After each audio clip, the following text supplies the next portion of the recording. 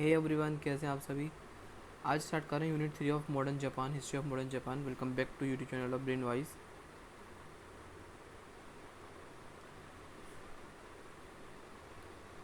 Unit का name पता आपको पता ही होगा, सिलेबस तो आई होप पता ही हो। प्लेलिस्ट इसकी प्रॉपर बनी हुई है, प्रॉपर आपकी हर एक सिलेबस की बनी हुई है, मोस्ट प्रोबेबली सबकी ये बनी हुई है। सो पहले देखेंगे हम Japanese expansion on Korea, Manchuria and China. जो जापान एक्सपेंड करता है अपने आप को, अपनी टेरिटरी को, कहाँ तक, कोरिया तक, मंचूरिया तक और चाइना तक। आपने लास्ट वीडियो में देखा होगा सीनो जापानीज वार, तो उस देखा था ना, तो वही ये चाइना और जापान का वार हुआ था एक्सपेंशन के लिए। अब हम पहले जानेंगे कोरिया के बारे में, ठीक है। Korea historical relation and the colonial experience with Japan. कैसा इसका एक्सपीरियंस आया जापान के साथ। अर्ली रिलेशन एंड कॉन्फ्लिक्ट्स, कैसे रिलेशंस रहे उनकी स्टार्टिंग के, और क्या रहे, क्या क्या उनके कॉन्फ्लिक्ट रहे। Initial contact, Japan and Korea have interacted for centuries. ये दोस्त बन के रहे, इंटरेक्टेड रहे कुछ सेंचुरीज के लिए, starting in the early common era, जो कि स्टार्ट कॉमन एरा में स्टार्ट हुआ, अर्ली कॉमन एरा में स्टार्ट हुआ। They were separate kingdoms that traded and exchange culture. ये दो अलग अलग किंगडम थे जो कि ट्रेड किया करते थे और अपने कल्चर को एक्सचेंज किया करते थे। Japan often sent envoys to Korea to learn about China. Japan हुआ करता था, अपने एनवॉयज को भेजा करता था कोरिया में, जिससे कि वो कुछ चाइना के बारे में जान सके, ठीक है। While there were peaceful exchanges, उस टाइम वहाँ पे पीसफुल एक्सचेंजेस हुआ करते थे। Conflict arose over land and cultural differences. अब भाई कॉन्फ्लिक्ट क्यों होगा, जब कुछ डिफरेंसेस आएंगे किसी में भी, है ना। अगर दोस्तों में भी लड़ाई होती है, क्यों होती है, क्योंकि दोनों में डिफरेंसेस आने लग जाते हैं। दोस्ती कब होती है, जब डिफरेंसेस नहीं होते हैं। दुश्मनी कब हो जाती है, जब डिफरेंसेस आने लग जाते हैं ना। एनीवेज, लैंड और कल्चर डिफरेंसेस आने लगे जापान और कोरिया में। अब Japanese invasion 1592 to 1598, known as the Imjin war, Imjin not engine, it's Imjin war. This invasions were led by Toyotomi Hideyoshi. ये लीड कर रहे थे टोयोटोमी हिडेयोशी, who wanted to conquer Korea as a step towards invading China, ठीक है। The invasions cause massive destructions and loss of life. ये invasion ने cause किया massive destruction, और इससे लाइफ को बहुत ज़्यादा लॉस हुआ, मतलब बहुत सी लाइफ्स हुई, ख़त्म हुई। With help from China, China की मदद लेके Korea successfully resisted the invasion. Korea ने चाइना की मदद ली जिससे कि वो रेसिस्ट कर सके जो जापान इन्वेड कर रहा है उस पर। But this period left lasting scars, change their relationship. यहाँ से इन दोनों के रिलेशनशिप में बहुत ज़्यादा चेंज आ गई। पहले इंटरेक्टेड थे लेकिन अब इंटरेक्टेड नहीं है। Treaty of Ganghwa Ganghwa 1876। Background, treaty of Ganghwa mark the start of, दिखाई दे रहा है आपको कुछ यहाँ पे, नहीं दिखाई दे रहा कुछ, आप लिखा ही नहीं, start of Japan control over Korea. ये जो ट्रीटी थी, या फिर बोल सकते हैं ये जो ट्रीटी ऑफ गनवाहा थी 1876 में, ये दिखाती है अब जापान कंट्रोल करेगा कोरिया पे। After Japan open its port to western powers, जब जापान ने ओपन कर लिए अपने पोर्ट्स वेस्टर्न पावर के लिए, उसके बाद it aim to expand its influence in Korea. भाई जापान ने पोर्ट्स ओपन करे अपने वेस्टर्न पावर्स के लिए, है ना। उसके बाद उनका नेक्स्ट एम क्या था कि अब हमें इन्फ्लुएंस अपना एक्सपेंड करना है, कोरिया तक ले जाएंगे अपने इन्फ्लुएंस को। The treaty was signed under pressure, जो ट्रिटी हुई थी वो अंडर प्रेशर साइन करी गई थी। As Japan threatened to attack Seoul, Seoul, Seoul no South Korea की आई थिंक वो है ना कैपिटल, सियोल, सोल बोलते हैं उसको, सियोल बोलते हैं, ठीक है। जापान ने धमकी दी हम सोल पे अटैक कर देंगे, तो forcefully forcing Korea to allow Japanese trade. भाई वहाँ से धमकी मिल रही तो ठीक है आप कर लेना ट्रेड, कोई दिक्कत नहीं है। कोरिया को प्रेशर में डाल के उसने साइन करवाई। Significance, the treaty was considered unequal. ये जो ट्रीटी थी उसको अनइक्वल माना गया, क्योंकि अनइक्वल ट्रीटी हमने चाइना वाले में पढ़ा था, याद हो तो। Because it made Korea recognise Japan as sovereign state, क्योंकि यहाँ पे कोरिया ने रिकॉग्नाइज किया जापान एक सॉवरन स्टेट है, ठीक है, जिसने कि ओपन करें अपने ports to Japanese trade. And grant special rights to Japanese citizens in Korea. ठीक है, सिर्फ उनको ये लगाए। This started Korea's semi colonialization and its away from traditional Confucian values. Annexation of Korea 1910 1910। Strategies. The annexation in 1910, मैं जैसे पता भी क्या नहीं मारा था, इसमें सारे नंबरिंग सही कैसे आ रहे हैं, तो वो बोलने से पहले गलत आ गई। The annexation in 1910 was a result of Japan's long term efforts to control Korea. ये जो एनेक्सेट मतलब ये उसको कब्जे में ले लिया था जापान ने कोरिया को, ये एकदम से नहीं ले लिया, तो बहुत लॉन्ग टर्म एफर्ट रहा जापान का। ठीक है, जापान ने यूज़ करी military force, political manipulation, economic incentives. After Russo Japanese war Japan gain more control leading to the formal annexation. जब रूसो यानी रशिया और जापान का वॉर हुआ था तो जापान ने बहुत ज़्यादा पावर और उनके पास बहुत ज़्यादा पावर आ गई, जिसने कि ज़्यादा फॉर्मली एनेक्सेशन करना स्टार्ट कर दिया। की फिगर कौन कौन थे इस टाइम की पीरियड के? सो इम्पोर्टेंट फिगर्स लाइक इटो हिरोबुमी, ये लास्ट वीडियो में भी हमने पढ़ा था इटो हिरोबुमी के बारे में। Helped orchestrates the annexation. He manipulate the Korean royal family to accept Japanese rule. इन्होंने मैनिपुलेट किया कोरियन रॉयल फैमिली, जो बड़ी बड़ी अमीर फैमिली हुआ करती थी, वेल्दी फैमिली, उनको मैनिपुलेट किया, भाई आपको अब एक्सेप्ट करना पड़ेगा Japanese rule. After his annexation in 1909 Japan moved quickly to finalize the annexation. Colonial administration and policies. Governance change. The annexation ended the Korean monarchy and replaced it with the Japanese colonial government.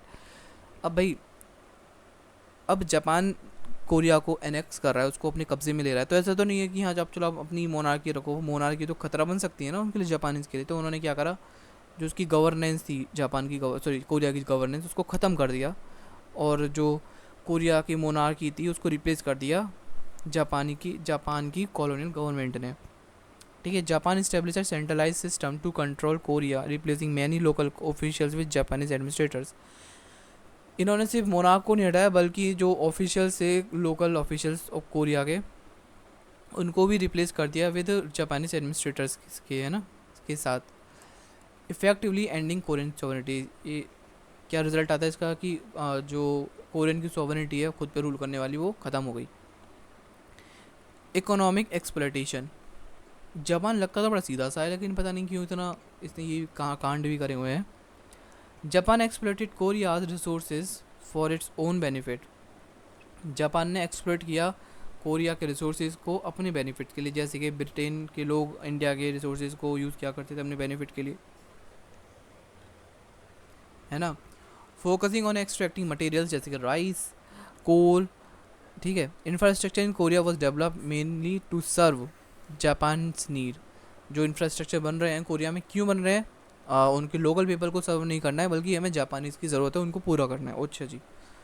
And Korean workers faced harsh condition. जो Korean workers थे उनको face करनी पड़ती थी harsh condition.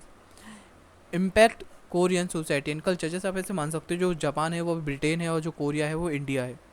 ठीक है, ऐसी तो ब्रिटेन के लोग, अंग्रेज हम पे ऐसे रूल तो कर रहे थे, अपनी ज़रूरत के लिए ही हमको बताते थे ये आपके लिए फ़ायदेमंद है। हमारे लिए कुछ फ़ायदेमंद नहीं है, आपके लिए फ़ायदेमंद है, बेशक हो हमारे लिए नुकसानदायक। अब वो बोल रहे हैं, गोरे लोग बोल रहे हैं तो अच्छा ही बोल रहे होंगे, है ना। Cultural assimilation.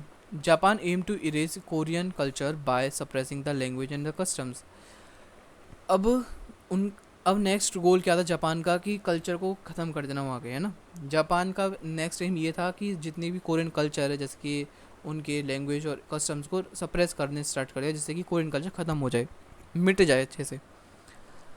Korean were forced to adopt Japanese names. Korean को फोर्स करा गया जिससे कि वो जापानीज नेम अडॉप्ट करें।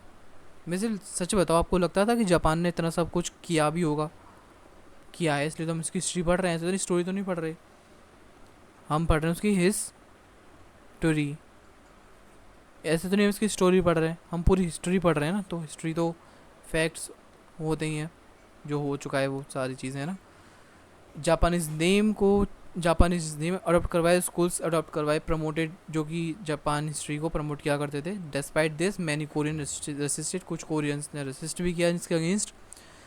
Notably during the March first movement in 1919 which called for independence. March first 1919 को बोला गया है भाई अब नहीं, हमें इंडिपेंडेंस चाहिए।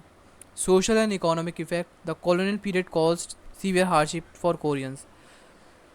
ठीक है, जो कॉलोनियल पीरियड था, जैसे कि हमारे इंडिया में इंडियंस के लिए बहुत ज़्यादा हार्श था वो पीरियड, ठीक है। इंक्लूडिंग फोर्स लेबर करवाते थे, पॉवर्टी थी, गरीबी थी बहुत ज़्यादा, मैनी लॉस या लैंड्स, बहुत से भाई बहुत आप रिलेट कर पा रहे हो इंडिया के साथ, है ना। लेकिन हम अभी इंडिया की बात नहीं कर रहे, हम कोरिया जापान की बात कर रहे हैं। Leading to increasing poverty, poverty बढ़ रही थी, जबकि wealthy concentrated among Japanese coloniser, जो वेल्थ था सिर्फ कुछ जा रही थी जापानीज कॉलोनाइजर के पास और लोकल कोलेबरेटर्स के साथ, ठीक है। Traditional family structures were disrupted, fuelling nationalistic movement that eventually led to Korea's independence in 1945। धीरे धीरे चलते चलते भी इन्होंने सारे मूवमेंट्स करी, धीरे धीरे करके कोरिया को इंडिपेंडेंस मिल गई 1945। ये समझिए हमें, ये जो अभी हमने पढ़ा ये आउटलाइन कर दिया। Early interaction between Japan and Korea, the rise of Japanese control in the colonial period and it's significant effect on the Korea society and its culture. Manchuria, Manchurian होता है ना, कुछ खाने वाला होता है मंचूरियन। अभी हम मंचूरियन नहीं पढ़ रहे, मंचूरिया पढ़ रहे हैं। Japanese expansion and control over Manchuria. Importance of Manchuria, economic and military value. Manchuria in north east China, जो कि नॉर्थ ईस्ट चाइना में मंचूरिया, ठीक है, was very important for Japan because it had many natural resources जैसे कि coal, iron.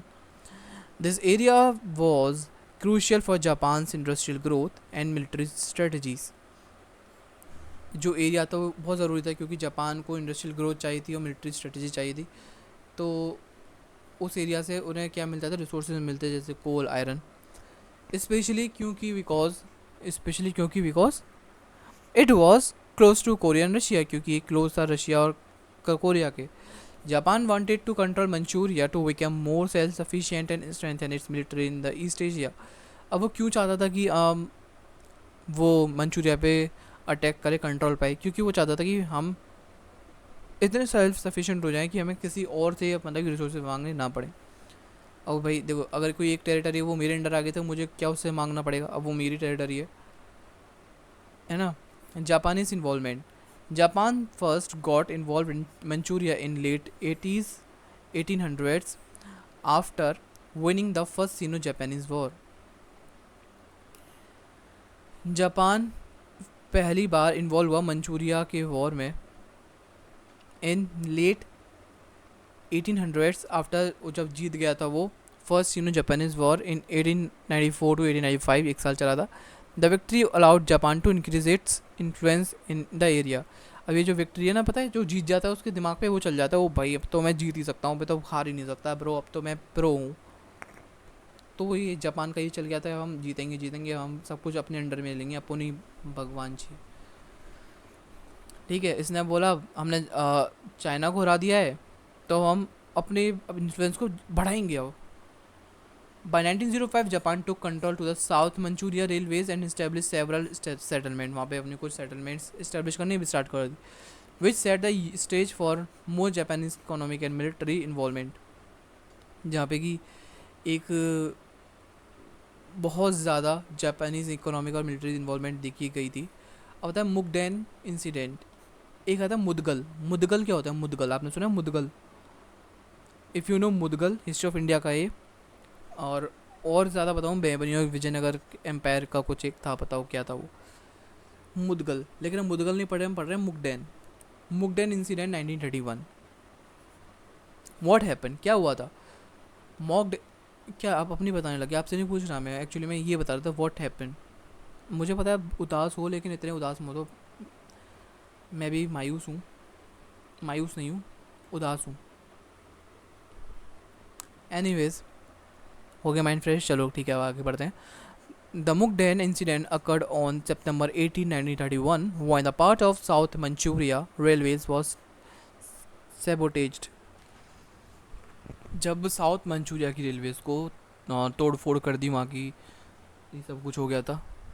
Japan stage this event to justify invading Manchuria. अब उन्होंने ये मौके का फ़ायदा उठाया, बोला भाई ये हम इन्वेड नहीं कर रहे, हम जस्ट आप लोग की हेल्प कर रहे हैं। जैसे कि ब्रिटेन से ब्रिटिशर्स आए थे, क्या कर रहे थे, नहीं हम आपको रूल थोड़ी ना कर रहे हैं आप पे, हम थोड़ा सा बस बस हम वो थोड़ा सा वो है ना, ऐसा कर रहे थे।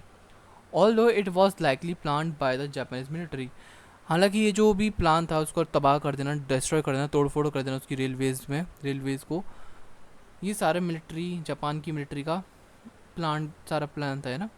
They blame Chinese rebels for the attack, और उन्होंने ब्लेम किया चाइनीज़ को, मतलब कर खुद रहे हैं और ब्लेम डालना चाइनीज़ पे, using this as an excuse to launch full invasion. और ये एक्सक्यूज़ बना दिया, चाइना आप पे ना हमला करना चाह रहा है, हम आप पे जो चाइना हमला करें हम आप पे कंट्रोल करेंगे। अरे ये गजब है, बताओ ये खुद करो और दूसरे का नाम लगा दो। तो आजकल बहुत होता है ना। आफ्टर मैथ का रिजल्ट क्या रहा, फॉलोइंग द मुगदल कह रहा हूँ, Mukden incident, Japanese forces quickly occupied Manchuria. इससे जापान की फोर्स ने ऑक्यूपाई कर लिया मंचूरिया को बहुत जल्दी। The League of Nation condemn Japan section, और उसने लीग ऑफ नेशन था, उसने निंदा करी जापान की इस एक्शन को लेकर, but Japan withdraw from the league in 1933, और जापान ने पीछे हट गया, भाई हम नहीं हैं उसके पार्ट लीग ऑफ नेशन की। ऐसा कैसा नेशन है कि ऐसा कौन सा ऑर्गेनाइजेशन है जिसमें हम रहे हैं और हमारी ही बुराई कर रहा है, बक। When pressure to leave Manchuria, उसने कब छोड़ दिया, जब लीग ऑफ नेशन ने बोला आप मंचूरिया को छोड़ दो, उसको आज़ाद कर दो, उसने नहीं माना। This invasion mark the start of Japan aggressive expansion in China. अब यही जो मंचूरिया वाला था, इसने स्टार्ट कर दिया एक एग्रेसिव एक्सपेंशन इन चाइना में भी, अब हम अपना रूल करेंगे। Leading to second Sino Japanese war in 1937 to 1945, ये चला था, अब आगे देखेंगे ये वाला चीज़। इसके अलावा क्रिएशन ऑफ मैनचुकुओ, इसका इस्टेब्लिशमेंट हुआ था 1932 में। Japan created the puppet state called Manchukuo, ये एक पपेट स्टेट था, ठीक है, जापान ने जो बनाया था जिसका नाम था Manchukuo. In areas it occupied in Manchuria, जहाँ पे कि मंचूरिया में कुछ स्टेट बना दिए थे, पपेट स्टेट्स उनको हम बोलता करते थे ये।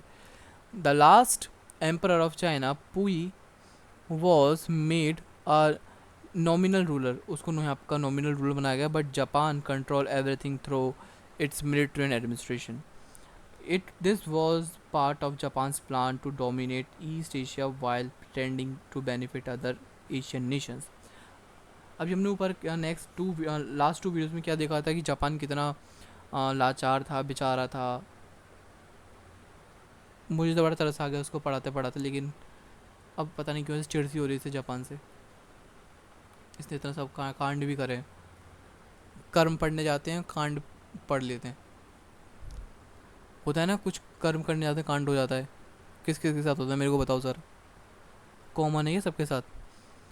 Control and governance, although Manchukuo was presented as independent state, Manchukuo जो कि पपेट स्टेट हुआ करते थे वो ऐसे बोले जाते इंडिपेंडेंट स्टेट है, जबकि Japan ran all military, economic and political affairs. Japanese official manage the government, Japan के जो ऑफिशियल थे वो मैनेज करते थे गवर्नमेंट को, and the local Manchu people had to follow Japanese policy, और जापान की पॉलिसीज़ को लोकल मंचू पीपल को फॉलो करना पड़ता था। The Japanese military kept the order and suppress any resistance, जो वही जापान के पास मिलिट्री अच्छी खासी थी, तो कुछ भी रेजिस्टेंस हुआ करता तो मिलिट्री के थ्रू वो सप्रेस कर दिए जाते थे। Using Manchukuo as a buffer against Soviet expansion and the for the resource access. Economic exploitation, resource use and development, under Japanese rule के अंडर मंचू को जो बहुत ज़्यादा हैविली एक्सप्लॉयट किए गए थे, क्यों किए गए थे, उसके रिसोर्सेज के लिए। Japan extract coal, iron and other material to support its military and industrial growth. अब वही चीज़ है ना, अब देखो ए पार्ट में मैं रहता हूँ, बी पार्ट में अच्छे खासे रिसोर्सेज हैं, ठीक है, मैं यहाँ से एक्सपेंड करूँगा, फिर यहाँ से एक्सपेंड करूँगा, फिर कहूँगा अब ये तो एरिया मेरा ही है, अब तो पूरा एरिया मेरा है ना, यहाँ से चला गया। अब कहते हैं कि अब यहाँ से इससे ख़रीद रहे हैं, इससे तो हम इसको अपने अंडर में ले लेते हैं, जिससे कि जो यहाँ के रिसोर्सेज होंगे, यहाँ पे रिसोर्सेज होंगे वो सब मेरे हो जाएंगे, तो ये जितना ही हो जाएगा ये हो जाएगा, ये जापान हो गया ना।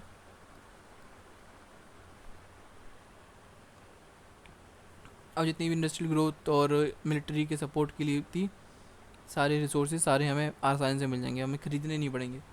दे build rail roads, factories and mines mainly for Japan's war economy, making Manchukuo a vital part of Japan's industrial system. Role of Japanese businesses. Large businesses company known as जेबेत्सु, जो कि हमने लास्ट वीडियो में ही पढ़ा था, last 2 videos में इसका जिक्र हुआ है. जेबेत्सु कौन हुआ करते थे, जिन्होंने कि बहुत इंपॉर्टेंट रोल प्ले किया मंचुको की इकोनॉमी में. कंपनी जैसे कि Mitsubishi and Mitsui developed industries in the region and profited from the resource extraction, furthering Japan imperial economic गोल.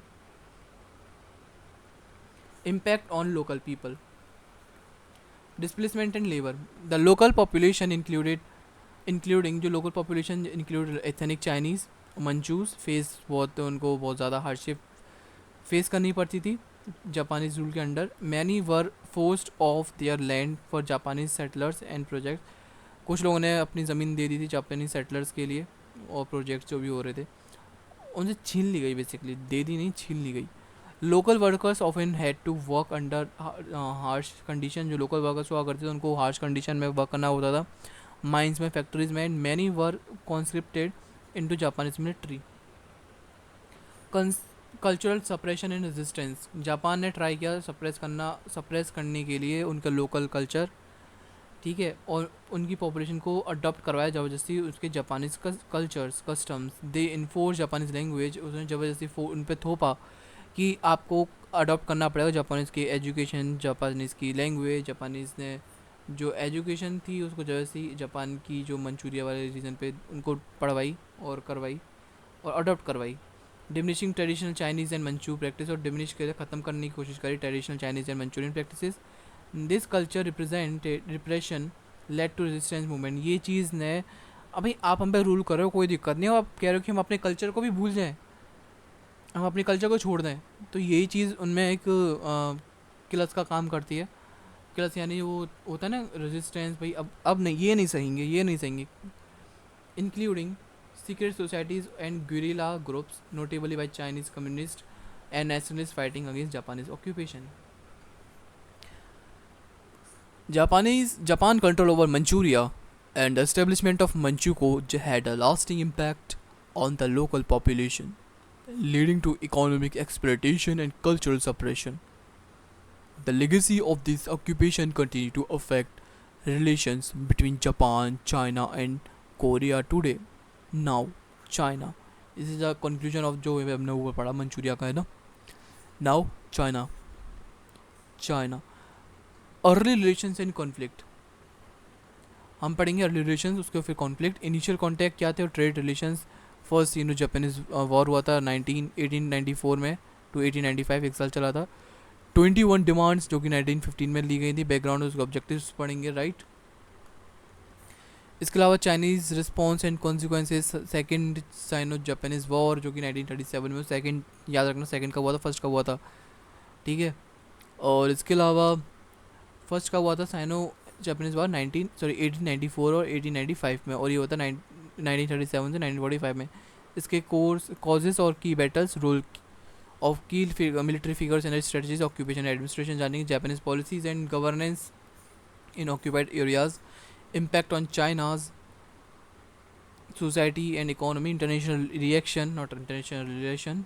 और वैसे अगर आपने EVS और सैक वैक की वीडियोस नहीं देखी तो उसको जाकर देखना और सब्सक्राइब करना चैनल को. अगर आपने सब्सक्राइब नहीं किया होगा, मैं हर वीडियो में बोलता हूँ, अगर आपने सब्सक्राइब नहीं किया तो आप पास नहीं होने के, अगर आपने सब्सक्राइब किया है तो पास हो जाओगे इस सब्जेक्ट में, ठीक है. अगर आपको ER नहीं चाहिए तो सब्सक्राइब कर दो अभी, टेलीग्राम चैनल ज्वाइन कर लो अभी.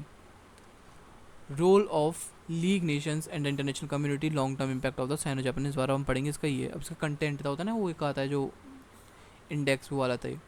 China. The Japanese invasion and the occupation, early relation and conflict with China and Japan. Initial contact and trade. Japan and China have long history of trade and cultural exchange.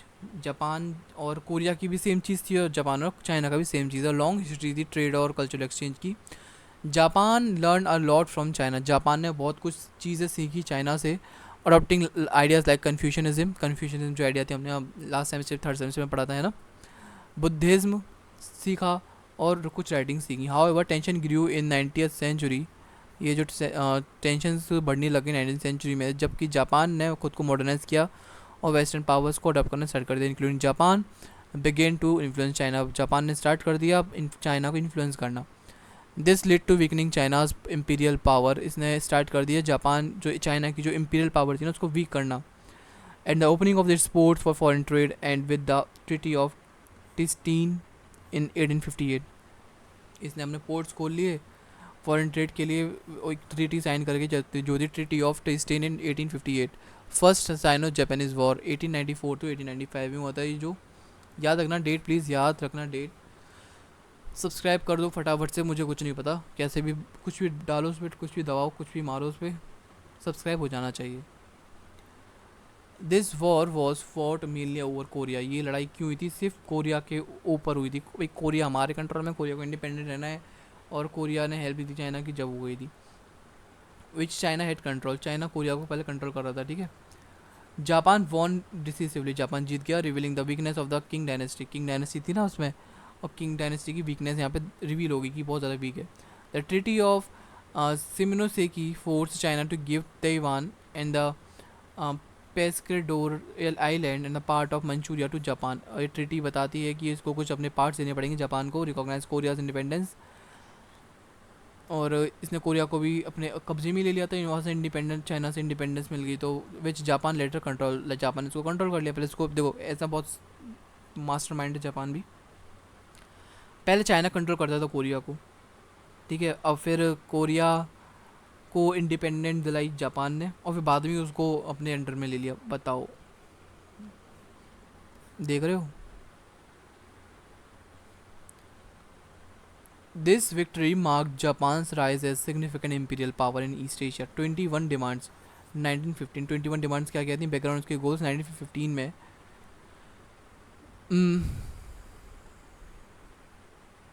First world war के दौरान Japan made 21 demands to China aiming to increase the control over the country while China was unstable due to the war in Europe.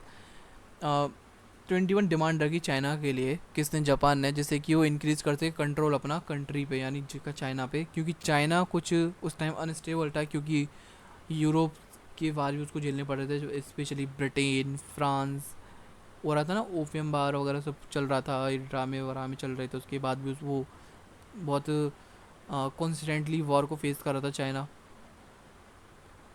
This demand sought to establish Japanese political economic dominance, ये demand establish करने में मदद करती है जापानी को अपनी political और इकोनॉमिक डोमिनेंस दिखाने में, including control over territories and privilege for Japanese businesses. अब चाइना का रिएक्शन क्या था? Chinese government led by Yuan Shikai accepted many of Japan's demand due to Japan's strength, military strength.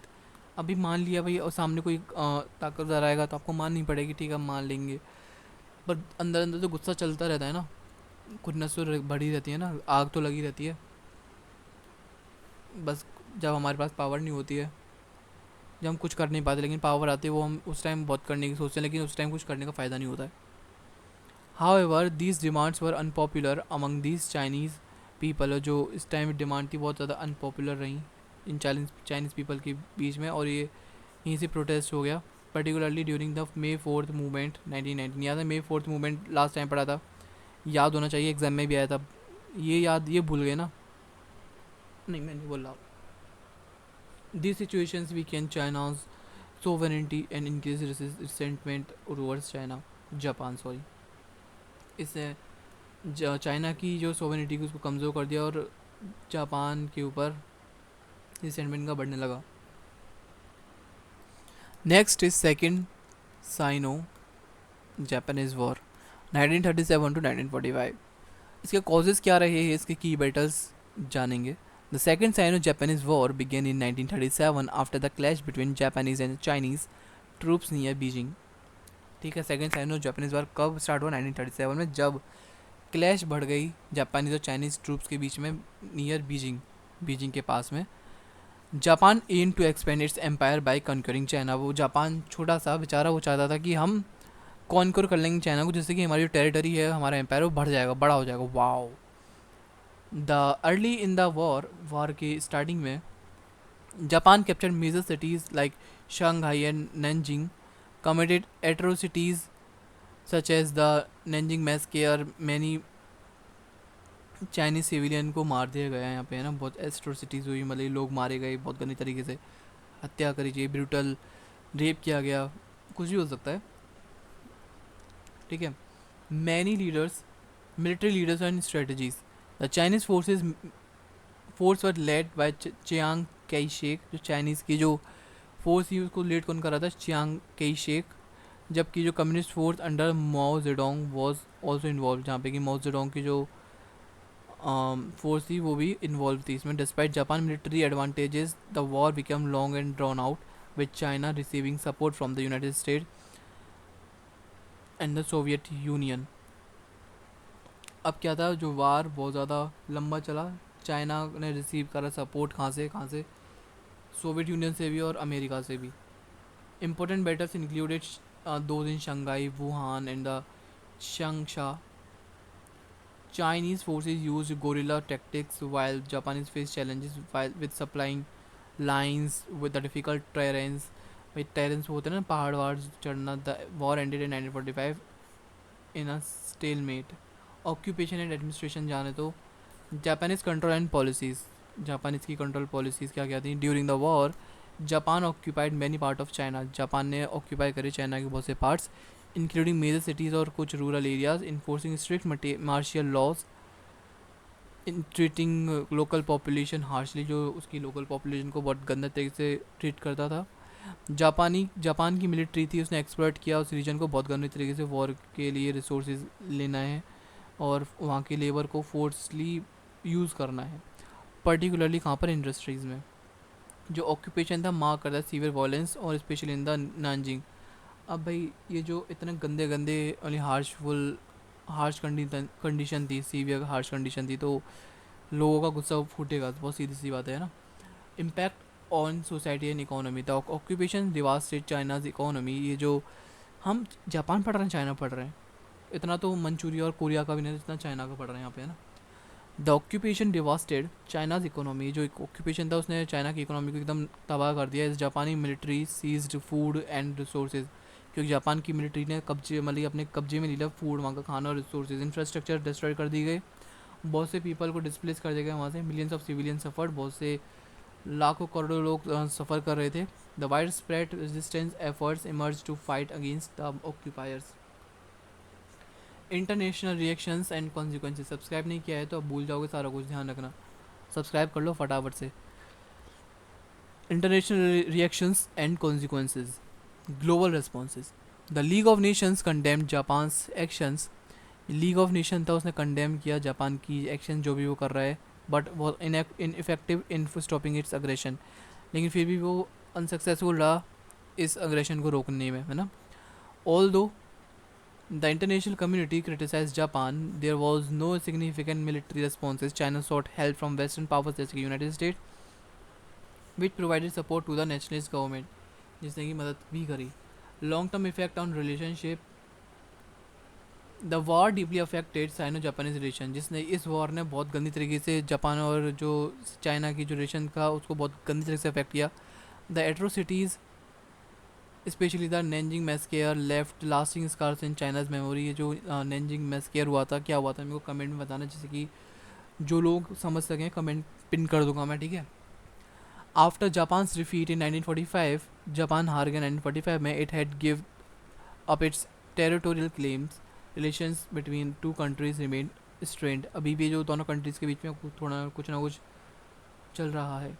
With China seeking reparations and the apology for war crimes, although diplomatic ties were restored, diplomatic ties restored हुए 1972 में, diplomatic ties सिर्फ। The legacy of war still influence their relationship today, जबकि आज भी इन पे कुछ ना कुछ इन्फ्लुएंस रहता है। The second Sino Japanese war is a significant, ये जो सेकेंड साइनो जापानीज वॉर था वो इम्पोर्टेंट भी था और पेनफुल चैप्टर था चाइना की हिस्ट्री में, ठीक है। Shaping the future and both future for both China and Japan in 20th century, ठीक है, जिसने की मदद करी 20th सेंचुरी में दोनों के फ्यूचर को शेप करने में। इसी के साथ कंप्लीट हो जाता है हमारा ये वाली unit thank you so much for watching this video, do like comment and share. इसके अलावा हमारी यूनिट 4 बचती है, उसको मैं अभी जल्द से जल्द अपलोड करूँगा, प्लेलिस्ट आपके पास सारी होगी ही, ठीक है। सो यस, इन्जॉय करो, सब्सक्राइब करो चैनल को, क्योंकि एग्ज़ाम्स आ रहे हैं और अपने एग्ज़ाम्स रिज़ल्ट को सबको अच्छा रिज़ल्ट चाहिए तो सब्सक्राइब कर दो, नहीं चाहिए तो मत करो।